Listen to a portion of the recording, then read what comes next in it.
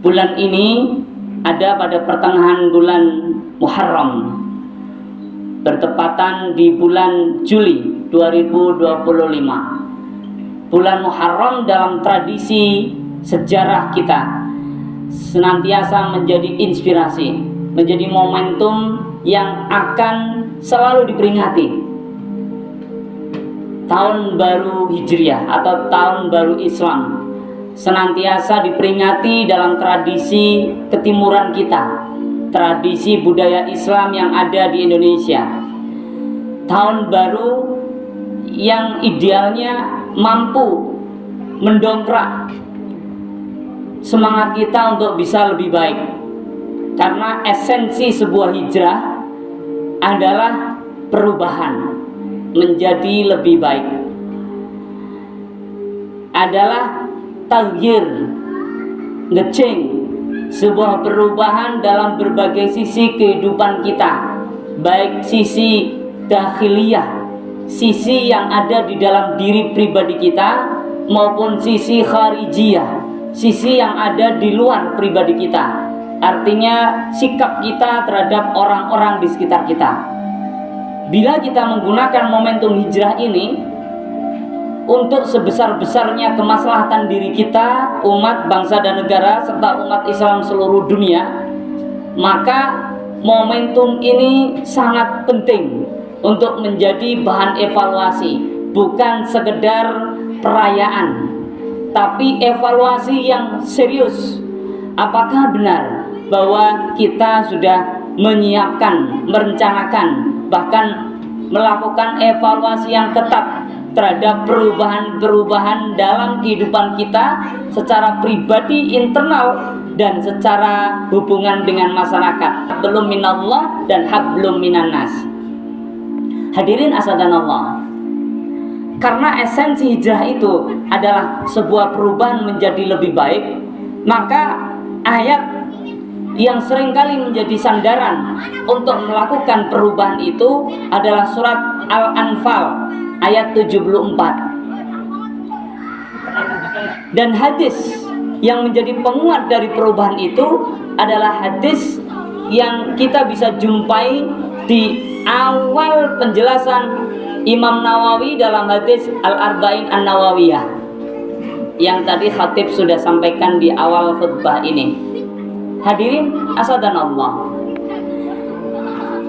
bagaimana caranya agar hijrah kita betul-betul terjadi dalam kehidupan ini, agar setiap tahun kita itu mampu melakukan perubahan-perubahan menjadi lebih baik?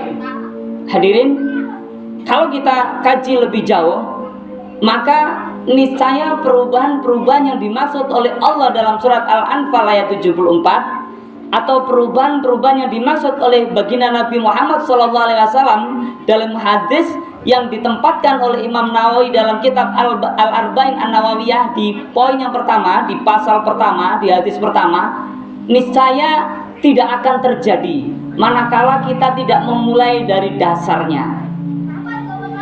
Ayo hadirun, apa dasar dari sebuah hijrah itu? Dasar dari sebuah hijrah itu, hal pondasi yang harus ditentukan, dibuat, dibangun dalam sebuah hijrah atau sebelum hijrah itu benar-benar terjadi adalah niat. Hadirin asadanallah, niat adalah pondasi penting yang harus dimiliki seorang muslim dalam melakukan syariat hijrah. Hijrah itu bukan sekedar seremonial, bukan sekedar momentum pergantian tahun, tapi para alim ulama sudah menempatkan hijrah sebagai sebuah syariat wajib. Sebagaimana sholat 5 waktu, hijrah wajib hukumnya. Dalam penjelasan yang lebih detail bahwa hijrah secara fisik, pindahnya seorang muslim atau satu kaum dari satu tempat ke tempat yang lain wajib dilakukan manakala di tempat itu tidak bebas menjalankan syariat Allah. Namun jika mampu, maka kewajiban pindah secara fisik gugur. Lalu kewajiban apa lagi? Adalah hijrah dalam perbaikan diri. Perbaikan diri meliputi dua hal. Pertama, perbaikan dakhiliyah, perbaikan internal.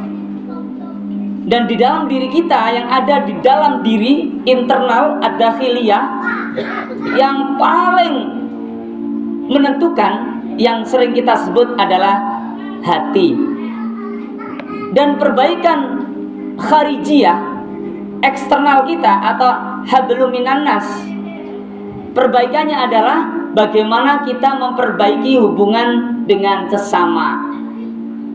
Hadirin, dua hal tersebut sekali lagi tidak akan mampu dilakukan dengan optimal, dengan cara yang baik, dengan tata cara atau kondisi yang diinginkan dalam Al-Quran maupun hadis, manakala belum memulai dari pondasinya. Ibarat bangunan, kalau tanpa pondasi yang kuat, bangunan itu tidak akan kokoh berdiri, tidak akan mampu menopang apapun yang ada di atasnya. Namun jika pondasinya kuat, pondasinya benar, maka bangunan itu akan kokoh. Dan bangunan iman kita, bangunan Islam kita, bangunan ihsan kita, bangunan hijrah kita, itu sangat ditentukan dengan niat. Ayol hadirun asadakumullah. Niat itu adalah sesuatu dorongan yang ada di dalam diri kita untuk melakukan sesuatu. Dalam kajian fikih, niat berbeda dengan azam. Kalau azam diterjemahkan dengan tekad. Tahun depan aku mau naik haji, 5 tahun lagi aku mau menikah, 10 tahun lagi aku mau bekerja. Misalkan adik-adik yang masih sekolah, ya, itu tekad namanya. Tapi kalau niat ditempatkan di awal sebuah amal, bahkan persis dengan bersamaan amal itu dilaksanakan. Itulah niat, ayolah hadirun. Bagaimana untuk menata, menguatkan niat, meluruskan niat ini? Hadirin asadanallah. Karena niat tempatnya di dalam hati, niat tidak akan bisa terlihat, tapi niat sangat terasa. Ibarat angin tidak terlihat, udara tidak terlihat, tapi keberadaannya sangat penting. Tanpa oksigen yang ada dalam udara yang kita hirup, kita pun tidak akan mampu bertahan hidup. Tanpa niat yang benar, yang lurus, sebagaimana Allah sarankan dalam Al-Quran, baginda Nabi contohkan dalam hadis, maka bangunan yang kita bangun, Islam kita, iman kita, ihsan kita, hijrah kita, tidak akan mampu bertahan. Bagaimana caranya ya hadirun? Agar niat kita kokoh, niat kita lurus, niat kita benar, niat kita mampu menghasilkan hijrah yang baik, perubahan yang baik, maka niat kita harus ikhlas. Jadi niat kita harus ikhlas. Niat apa ini? Niat dalam beramal perbuatan apapun, beramal ibadah, amaliyah ubudiyah, harus ikhlas. Beramal muamalah secara sosial harus ikhlas. Jadi gampang kalau kita ingin mengecek niat kita ini akan menghasilkan perubahan yang baik atau tidak, maka yang harus dikontrol adalah keikhlasan kita. Apa itu ikhlas? Ikhlas itu lillah. Ikhlas itu hanya berharap balasan dari Allah. Kalau kita ibadah, misalnya sholat, kita ingin dikenal kita jadi orang baik, maka belum ikhlas. Membantu orang lain, kita ingin agar orang yang kita bantu suatu saat ketika kita susah, dia mau bantu kita, maka belum ikhlas. Niatnya belum benar, tidak akan membuat perubahan hijrah yang baik. Ayolah hadirin asadanallah, ikhlas adalah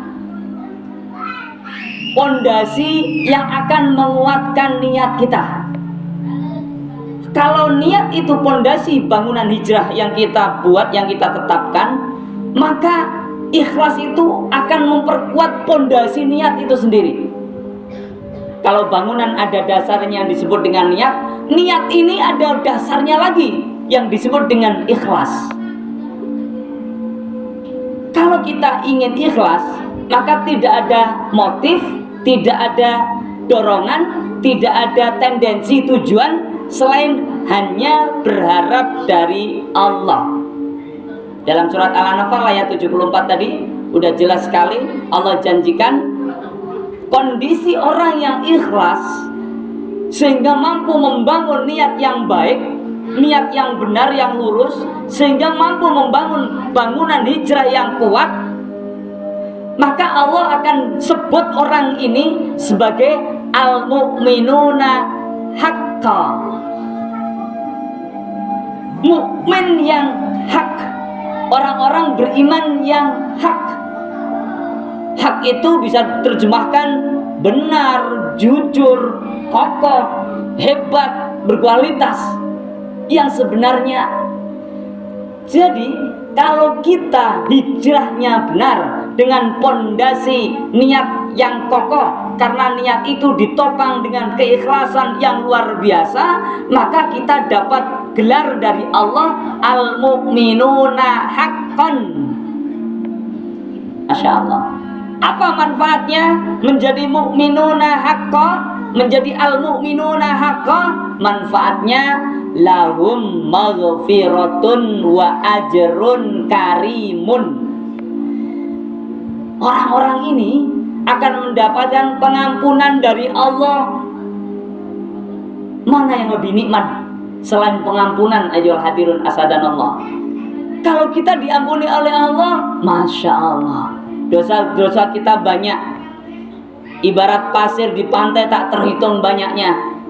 Tapi kalau Allah ampuni kita, betapa bahagianya. Kita juga akan diberikan warizkun karim, rizki yang mulia. Rizki kalau di akhirat rupanya adalah pahala. Rizki kalau di dunia rupanya adalah rahmat, bisa berupa keberkahan, perbaikan dalam kehidupan, naik jabatannya, bahagia keluarganya, anak-anaknya soleh solihah, semuanya taat kepada Allah, selalu mendoakan kedua orang tuanya. Kalau orang tuanya wafat, dia malah bertingkat-tingkat mendoakannya. Bukan hanya doa setelah sholat, tapi juga kirim pahala-pahala ibadah yang dia lakukan, baca Quran, sedekah dan lainnya. Masya Allah, ini rezeki. Ayo hadirun asadanallah. Kalau kita mampu ikhlas, maka keberuntungan luar biasa Allah janjikan kepada kita. Caranya bagaimana ayo hadirun? Cara untuk memperkuat atau menghasilkan hijrah yang baik harus niat yang baik. Cara agar niat yang baik terjadi dalam hati kita, maka niat itu harus ditopang dengan ikhlas. Semuanya serba lillah, bekerja lillah, membantu lillah, beribadah lillah, hanya berharap pahala dari Allah. Lalu bagaimana caranya agar kita bisa ikhlas? Ayolah hadirun asadanallah. Yang pertama, kalau kita ingin ikhlas, kita harus sadar bahwa hidup ini tidak sekedar di sini. Kalau kita ingin ikhlas, maka kita harus yakin bahwa ada alam berikutnya setelah alam di dunia ini. Kesadaran itu benar-benar di pelupuk mata ayolah hadirun. Ada di hati kita yang paling dalam, sehingga akan memudahkan kita untuk yang kedua, yaitu hanya berharap balasan dari Allah.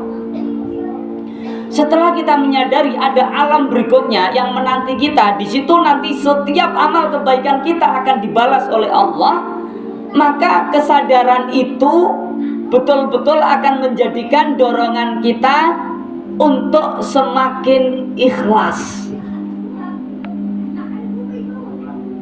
Berikutnya apa? Syukur. Kalau ikhlas tadi, kalau kita beramal ya, agar berharap kepada Allah, berikutnya syukur. Kenapa syukur? Allah janjikan Allah akan tambah nikmatnya. Dan syukur ini ayo hadirun luar biasa. Kalau kita mensyukuri nikmatnya Allah sedikit ataupun banyak, kemudian kita akan mendapatkan predikat lagi, mendapatkan gelar lagi yang disebut qanaah. Trimo ing pandum, menerima pemberian Allah, rela terhadap pemberian Allah sedikit maupun banyak, sehat maupun sakit, lapang maupun sempit, kaya maupun miskin, hidup maupun mati. Kalau kita terima dengan rela, qanaah, maka ikhlas kita akan hadir begitu kuat. Ayo hadirin asadanallah. Cara berikutnya bagaimana agar ikhlas itu tercipta dalam hati kita? Ayo hadirun, hati itu yang paling menguasai adalah Allah. Maka jangan sampai kita tidak meminta kepada Allah untuk ikhlas. Ya Allah, jadikan kami orang-orang yang ikhlas. Dengan bahasa Indonesia juga tidak mengapa. Allahumma ja'alni minal mukhlisin. Misalnya kalau mau pakai bahasa Arab, ya Allah jadikan aku ini orang-orang yang ikhlas, termasuk golongan orang-orang yang ikhlas. Ayo hadirin asadanallah. Dan kalau lebih dahsyat lagi, Allah juga berikan doa singkat yang diamalkan Nabiullah Ibrahim alaihissalam dan disampaikan agar diamalkan oleh kita semua, oleh baginda Nabi Muhammad SAW. Rabbi habli hukma wa alhiqni bisalihin. Kenapa ya hadirun? Karena doa ini diberikan penjelasan di ayat yang bertempatan dengan doa ini, bahwa keberadaan apapun yang menimpa kita adalah atas kuasa Allah. Kalau keburukan, baru itu akibat hawa nafsu kita. Kita bermaksiat, naudzubillah min dzalik, bukan karena Allah, karena maksiat terjadi hawa nafsu kita yang tidak bisa dikontrol. Tapi kalau kebaikan-kebaikan, ujian-ujian, ujian kaya atau miskin, ujian sehat atau sakit, ujian lapang atau sempit, ujian hidup atau mati, ujian muda atau kaya, itu semua atas kuasa Allah. Dan kadang kita tidak mampu menangkap hikmah di balik itu kalau kita tidak minta kepada Allah. Selain kita minta agar Allah berikan keikhlasan dalam hati kita, kita minta juga agar Allah berikan hikmah dalam hati kita. Sehingga apapun yang terjadi ayolah hadirun dalam kehidupan kita selalu menghasilkan rasa syukur, selalu menjadi penguat niat kita, ikhlas kita, sehingga bangunan hijrah kita semakin kokoh. Perubahan-perubahan yang kita lakukan akan berimplikasi, berakibat kekuatan iman yang dahsyat dalam diri kita, dan perubahan fisik dalam lingkungan kanan kiri kita, keluarga kita, masyarakat kita, bangsa dan negara kita akan terjadi begitu luar biasa. Barakallahu li wa lakum bima fi minal ayati wa dzikril hakim wa taqabbalallahu minni wa minkum tilawata innahu wasamiul alim wa qur rabbighfir warham wa anta khairur rahimin.